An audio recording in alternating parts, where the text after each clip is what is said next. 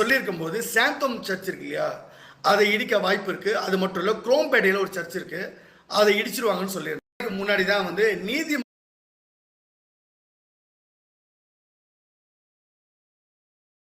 உத்தரவே கொடுத்துருக்காங்க. முறைகேடாக அனுமதியின்றி அந்த சர்ச் வந்து கட்டப்பட்டது அப்படின்னு சொல்லிட்டு அந்த குரோம்பேட்டையில் இருக்கக்கூடிய சர்ச்சை வந்து சிஎஸ்ஐ சர்ச்சை வந்து இடிக்க உத்தரவு நீதிமன்றம் போட்டாங்க. சர்ச்சுகளையும் அப்புறம் மசூதிகளையும் அவங்க வந்து இடிக்கிறதுக்கு உத்தரவு மோடி போட்டுட்டாரு. முறைகேடா இருக்குன்னு கண்டுபிடிச்சி அது முறைகேடா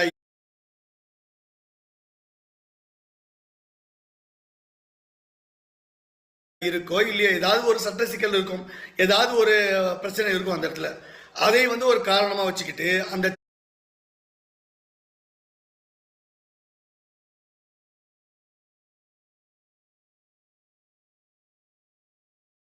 சர்ச்சை அகற்றுங்க.